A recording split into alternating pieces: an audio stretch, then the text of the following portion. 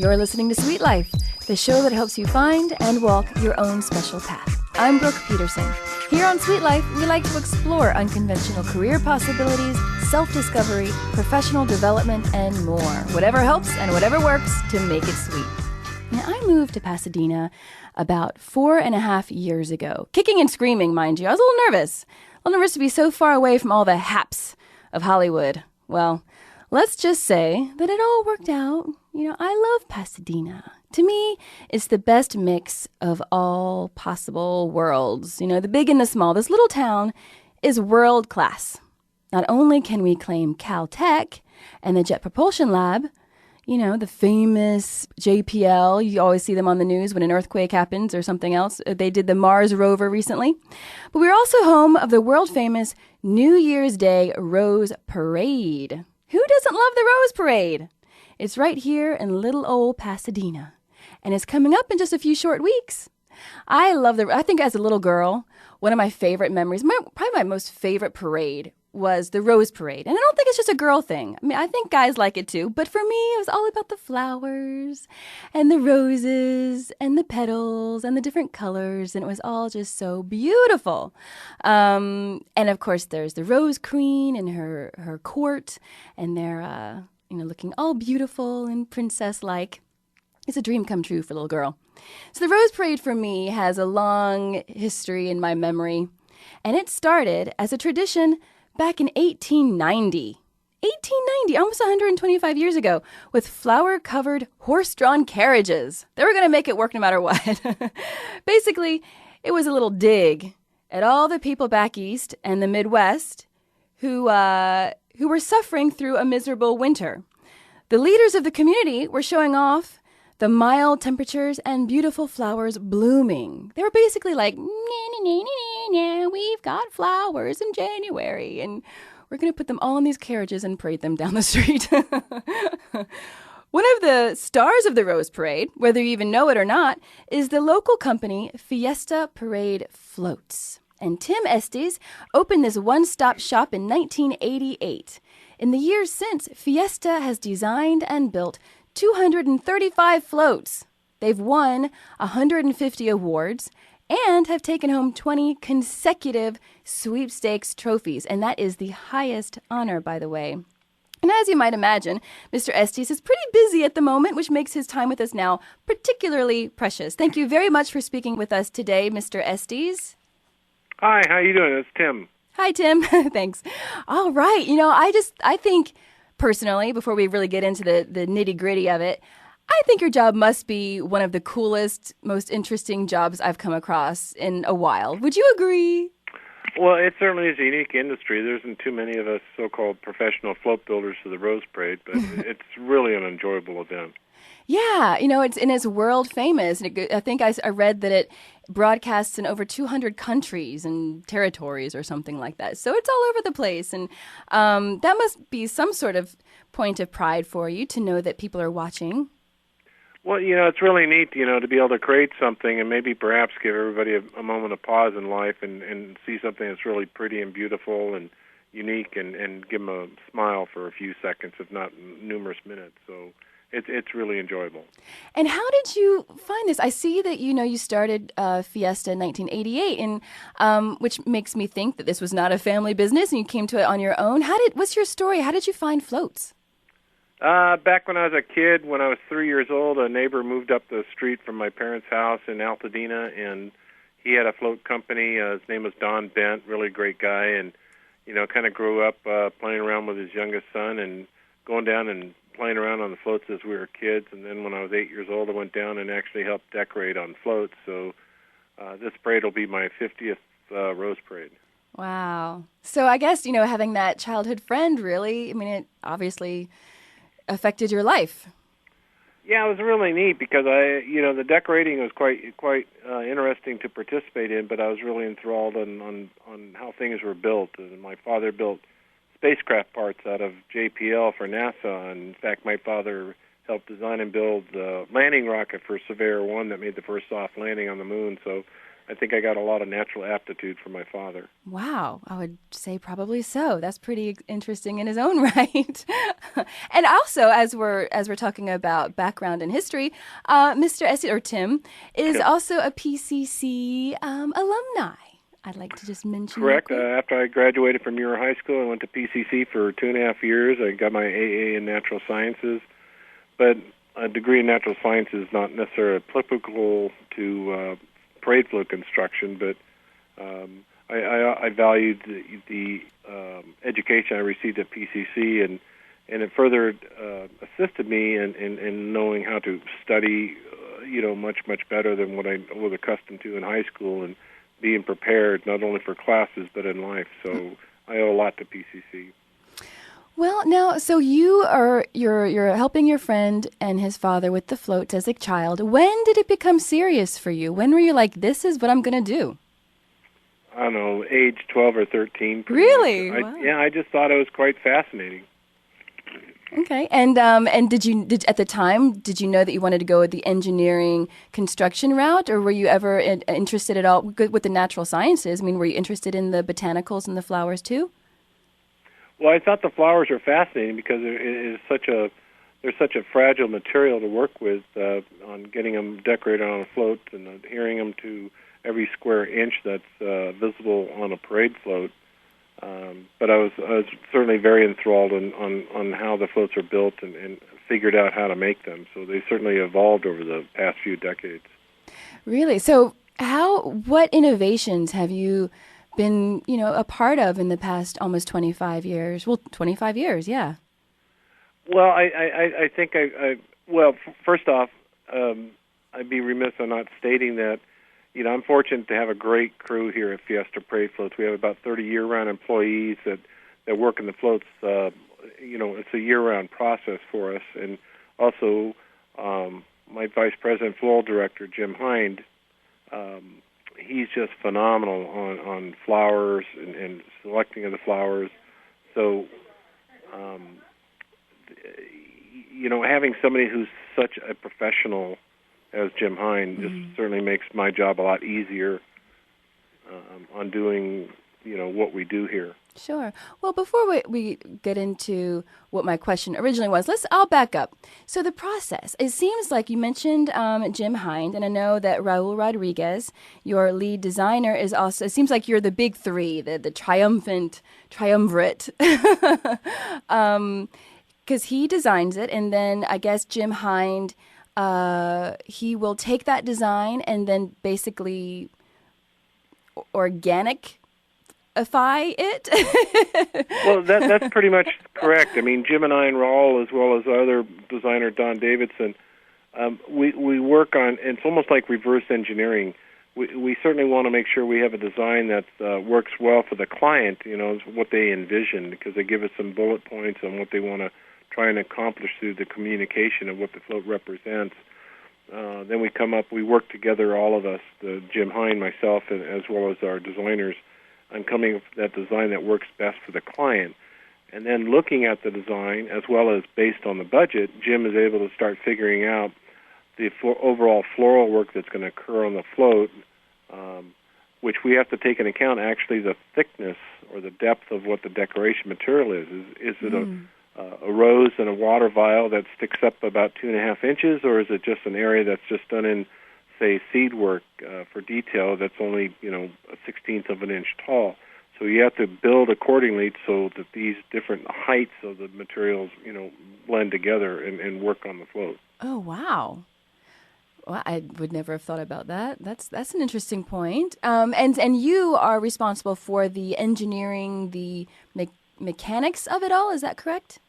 Yeah, I wear many hats. I do the sales, I do the payroll, I do the accounts payable, I do the contracts, I do the engineering. I figure out how everything's built based on what Jim's vision is on how the float's going to be decorated. Okay. And has there ever been a design that you looked at it and you were like, no, that's not going to work?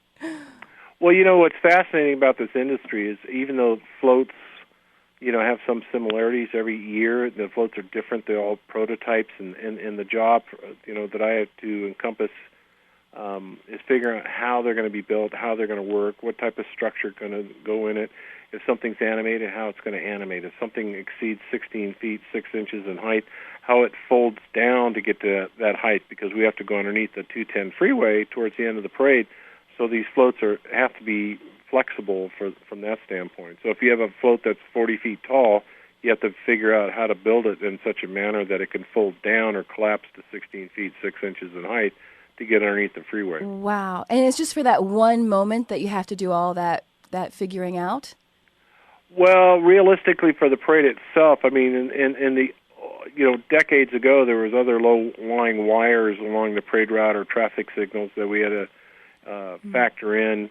There used to be a high-tension wire at Walnut Street as you go northbound on Altadena Drive, which is near the end of the parade, but that wire has been moved completely. But we also still have to factor in that the floats have to transport from our location to Pasadena.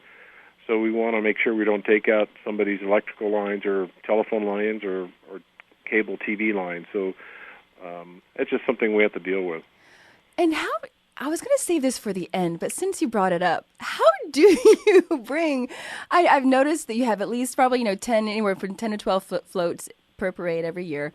And how do you get those floats from your facility about 15 miles away to the parade route? I mean, do you just drive them down the freeway? Well, no. To go safe is my saying that I invented was, going slow is faster, because we don't want to go so fast towing the floats, because the floats are actually towed by trucks to get to the parade formation area. But by going slow, we lessen the chance of things breaking. Sure. I mean, these things are pretty heavy objects. I mean, the average full-size float will weigh in anywhere from 40,000 to 50,000 pounds. That's 20 to 25 tons. Wow. So you want to make sure you get them there in a safe and fragile manner, so hopefully you're not breaking any parts of the float per se, or the flowers shaking off. Actually, our biggest hindrance is low-lying trees, which will brush up against the decorated items. But, we haven't anything structurally break, in over 25 years. So, we're pretty confident in our construction method. But we're just trying to make sure that the visible product, which is the completed decorated float, is still in a pristine-looking shape for the parade. Sure. And so is this happening, do you tow these floats at like 4 o'clock in the morning so nobody sees them? Or when does that happen? No, we actually depart our facility at approximately 4 o'clock in the afternoon on December 31st, and our distance is approximately 19 miles. So we travel at that breathtaking speed of 3 miles an hour. Wow. So it takes us about 6-7 hours to get to the formation area.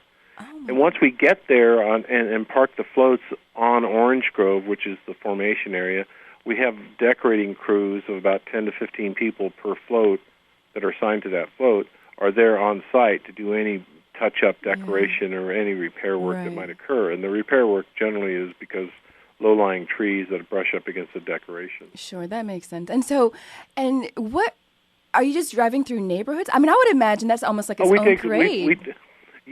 We don't take the freeway because it's you still have a moving freeway. Sure, Very limited window of time that Caltrans might have allowed us to be on the highway, but it's safer to go on surface streets.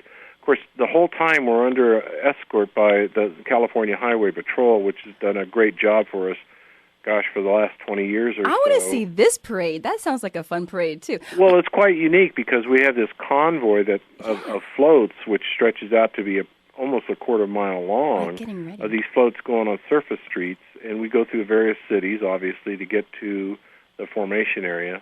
And it's quite... That sounds like a blast.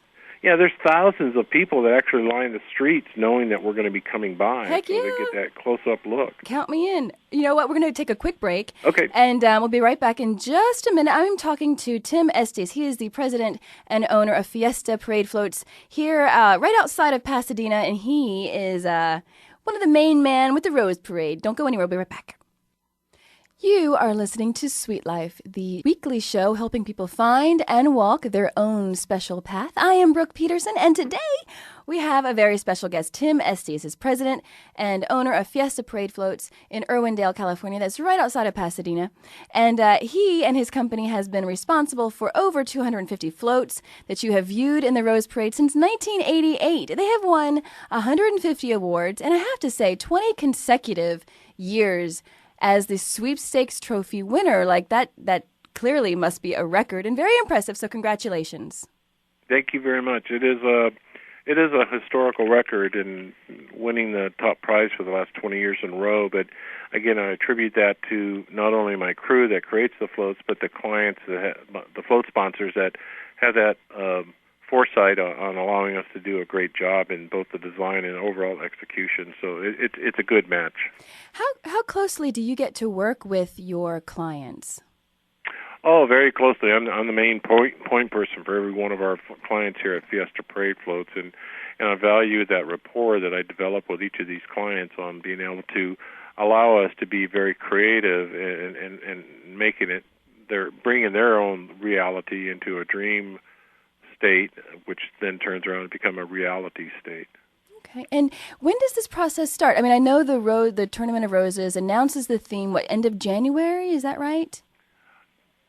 Correct. The official announcement for the theme for the parade each year is towards the end, like the last week of January.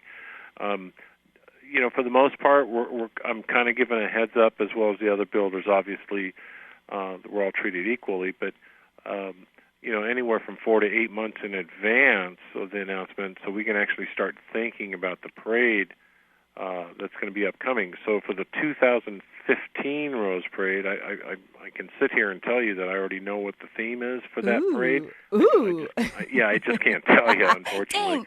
But what that does is allow the float builders to think about, or start to think about, designs that'll match that parade, so that when we go in and start sales in early February, we're really up to speed on getting that, moving forward on our sales. And historically, by the 1st of April, we start building floats for the parade. So we start construction about 8 months before the Rose Parade. Wow, building them in April. And so how long does it take to build them? And I guess a lot of this, is there any, research and development involved with all these, the animation and the hydraulics and all that kind of stuff? Well, certainly there's a lot. There's certainly some research done, because you want to make sure that you're getting exactly what the client wants, as well as trying to deal with reality.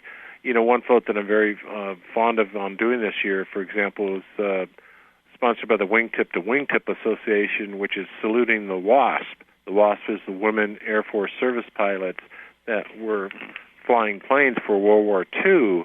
So I did a lot of research to come up with the exact portrait that we put on the float that were exacting pictures from 1942 to 1944, as well as the AT-6 airplane that's on the float that was the main airplane that all the WASP flew during their training. And the gals riding on the float, there really are, heroes from flying in the later days of World War II, not in combat, but in transporting the planes to the men out in the field throughout the, not just the United States, but over to Europe and over into the Pacific region during World War II. And overall, they flew like 60 million miles. But the ladies riding on the float, they're all like approximately 90 years old. Oh my gosh! And so it's quite an honor from my standpoint to create a float that's honoring these, really these heroes, which were all awarded a Congressional Medal from the United States. And about 20 years ago, they were finally officially recognized. So it's a lot of fun to do things such as that. Yeah, I can see how that is a major perk of your job, is getting exactly that, feeling that honor and that pride that you clearly have when you create these floats for them. Correct. Yeah, and what other perks might you have as the builder of the Rose Parade floats? Well, I don't look at necessarily as anything for me particular. For me personally, I take my work personally, and I really greatly enjoy it, because the Rose Parade brings so much joy to so many, hundreds of millions of people every year. And from my viewpoint, it's just, great to be involved with such a unique event. And, the perks is a couple of times I've had my wife Martha ride on a float and my kids, but overall it's just great to work with a lot of fun people. And do your kids help decorate like you did when you were a kid? Well, certainly when I was a kid, my children, I have 3 daughters and a son, have participated in various aspects, but I've also told them all along that, I want you to do what you want to do in life. You don't have to do what Dad does or my wife who's a nurse, into their fields, but, just please focus on what you want to do. So, for example, one of my daughters, she's now a doctor of podiatry, and starting her internship up in a hospital, and so it's great. So I want all my kids to focus on what they want to do. Are any of the other 3 perhaps following in your footsteps, or? They all. Well, one of my daughters is into the arts area, which is gotten impacted from the parade floats, and our son he followed in the trade of doing welding, which is certainly a big part in building floats. But he builds a lot of structures for a lot of buildings that are occurring in L.A. and Orange County. Gotcha. Now, so you start building in April, and so when do all with the flowers, for instance, you mentioned the water. The primary application of all the decoration onto the floats occurs between December 26th and December 31st. Now, would you say it's like a good 25 to 45% of the float happens in the last 4 days? Well, the decoration standpoint, but when we build these floats, it depends upon the complexity of the float, but they can take anywhere from 2 to 3 months, just to build the float. Mm-hmm. Then you turn around and get all the artwork done on top of that, so it's prepared for decoration. And when we finish building and decorating, art department work on a float, everything is painted, so that way the decorators know where to start and stop with the various colored materials. It's kind of like instead of paint by numbers, decorate by color. Yeah, that makes sense. Makes it pretty obvious or helpful. And just take the average float, for instance. Like how many different organic materials might go into the average float? Well, you're talking anywhere from 80,000 to 200,000 different types of individual material items that go on. Oh, absolutely. Oh my gosh. I mean, even just from the weight of the decoration material plus the glues we use to apply the material, which is we use 5 different types of glues, and also they have a lot of moisture content. An average float will gain anywhere from 6,000 to 8,000 pounds in weight just from the decoration. My goodness, and I'm sure the water is a huge factor. Do you have Well, certainly the water is a factor, but although 2 years ago we did a float for Natural Balance Pet Food, which had dogs surfing. Yes, I was going to ask you about water. Just the water weight alone on that float alone was over 56,000 pounds. We set the Guinness Book of Records for the both the heaviest float ever in the Rose Parade, which was just a little under 132,000 pounds. That's 66 tons. And it was overall it was 121 feet long. So we have those Guinness Book of Records. So we're very proud of that. But it was a lot of work. My God. Okay, so since you brought Tillman up, the bulldog that we all know and love every year at the Rose Parade, is there anything you're going to do for Tillman this year? Tillman's taken a 1-year hiatus, I think, and but we're doing a float that's got performing dogs on it, doing various types of acts. We've the client for the Lucy Pet Foundation. They brought in a professional who has a group of dogs that he travels around and does shows like in Las Vegas, as well as a lot of county fairs and local events. And so we have this professional dog handler, and they're all rescue dogs, meaning they were going to be up for adoption or perhaps potentially be put to sleep. But this gentleman, his name is Chris, has done a great job on rescuing these dogs and caring for them, and they're going to be performing on one of the floats. Well, that's cool. Is Tillman okay though? Oh, Tillman's great. Okay. He's out there still surfing and boarding out there as well as riding a skateboard. So He's just getting a 1-year hiatus right now. All right, he's exhausted. Yeah, he was good. Now, going back to that float, though, this world record-setting float with all that, for instance, for that, like, how did you build that, and how did you get around corners, and how?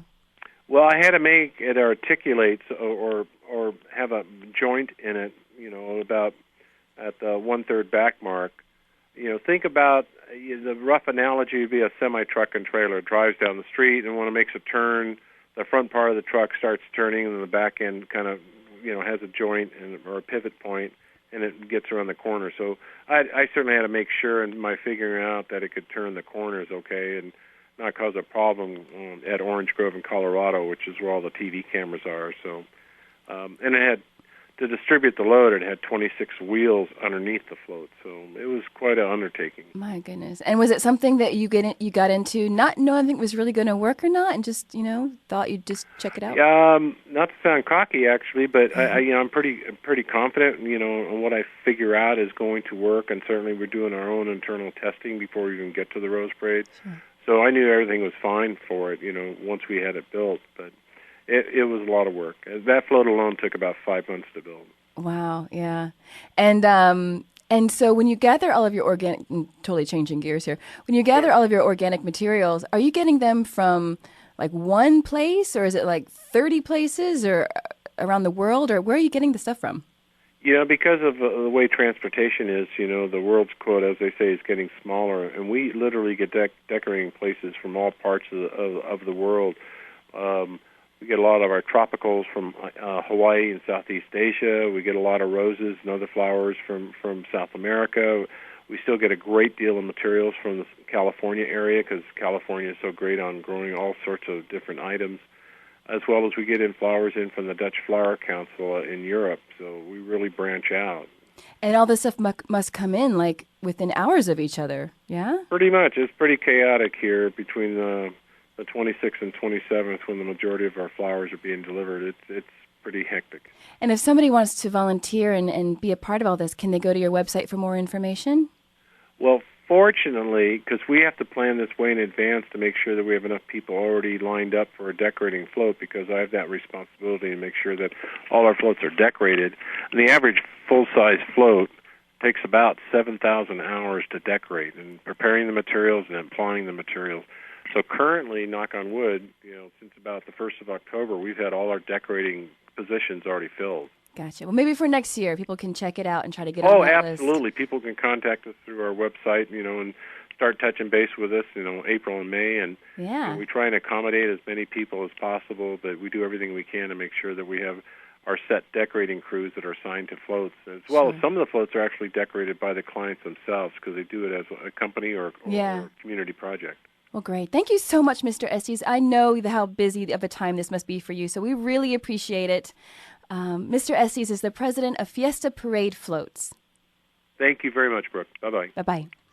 They've been one of the magical forces of the Rose Parade since 1988 and have taken home the Sweepstakes trophy for the past 20 consecutive years. Go to fiestaparadefloats.com to see what's ahead for the 2014 Rose Parade. You've been listening to Sweet Life. I'm Brooke Peterson. You can like us on Facebook by searching Sweet Life Radio Show. Until next time, make it sweet.